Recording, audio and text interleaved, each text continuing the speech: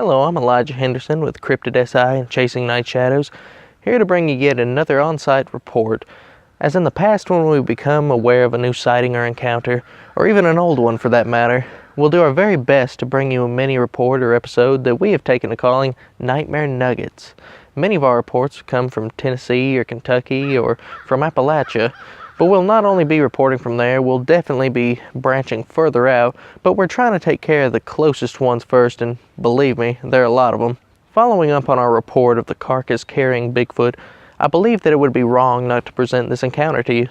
Just around 3 to 5 miles from the location where our witness Wanda from the carcass-carrying Bigfoot minisode had her experience, a family contacted us to come to their home and have a look around because they'd become frightened and uneasy because of a rather large and terrifying visitor had come calling. The homeowner, his name is Rick, and he is a well-known musician in the Nashville country music scene and has played with some of country music's greatest performers, so I will not give his last name for the sake of privacy. Rick contacted Cryptid SI from between 2005 and 2007 to come out and have a look around. For a while before the actual encounters began, strange things had been taking place on his property, like loud crashing sounds, like something large slapping the outside of his home, or a fruit tree that was burdened down so heavily with fruit that the limbs were sagging. Overnight was stripped naked of its beautiful, bountiful yield. There wasn't even any stray fruit on the ground where they might have fallen. Many such things plagued Rick and his family, but he largely ignored it until one night when his young son was riding his four-wheeler in his backyard and was going round and round the track in his yard, and were actually standing in the very same spot where this event happened. He had done this many times before and never had a problem, but this night something seemed off, and as he continued to make the circuit around his backyard track, he had to pass over a portion that went past a thickly wooded thicket that led to a much denser forest area. And standing at the edge of this wooded thicket was a massive creature standing there, watching him as he made one revolution after another in his yard. The young man said that the creature was covered in thick, dark hair, and was impossibly tall, standing 9 or even 10 feet tall easily, because it was probably a head taller than his basketball goal. Terrified, the young man abandoned his four-wheeler and headed for the safety of his home. At Rick's behest, we came and launched an investigation and found what appeared to be a shelter of woven shrubberies off in the forest, the body of a large dead cow, and I still have the skull to this day, and right where the boy saw the bestial peeping Tom was a large stump with a rock set on top of it that was so heavy that one of our larger teammates could barely budge it. Someone or something had placed the sizable boulder atop it, but for what reason? Rick said that neither he or any member of his family had placed it there.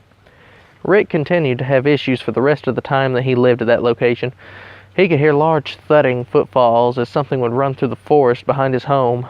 The deer in the area would avoid the forest and walk along the road rather than walk through the woods. Rick and his friend came in late one night and could hear something growling in such a deep-chested growl that both men stated it would almost have taken an African lion to growl that deeply. Rick's property is only about 5 miles from the river bottoms, where another individual stated that he had witnessed a group of what he could only describe as Bigfoots hunting and killing a group of deer that they'd been stalking.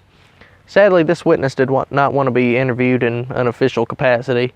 In the same region, a member of a work crew that cleared power lines for the TVA stated that they and a number of members of the team were walking in the woods one day at work, and as they got close to a thicket of brush, they heard something large jump up and start running off on what sounded like 2 legs, breaking large trees as it went. The most disturbing thing to them was the raspy, ragged breathing as it ran away. Neither of them had actually seen what ran away, but both were convinced that it was a Sasquatch. For whatever reason, the Ashland City, Cheatham County area has had an unusually high number of sightings and activity. Hopefully one day we'll be able to find and have an encounter with one of these elusive beasts from this area. Until then, I'm Elijah Henderson, and I hope you've enjoyed this episode of Nightmare Nuggets of Cryptid Terror. If you do like these true accounts in miniature episode form, then please subscribe to our YouTube channel, Cryptid SI and Chasing Night Shadows. Like us on Facebook and Instagram. If you'd like to be a guest on our soon-to-relaunch radio talk show, then we'd love to have you. Or if you've had an encounter with a Bigfoot or Dogman or Skinwalker or some other type of cryptid or something else altogether, something supernatural, and you'd like to tell us about it, we'd love to hear it. If you'd like for us to read your account for you, then please drop us a line and we'll make that happen. See you next time.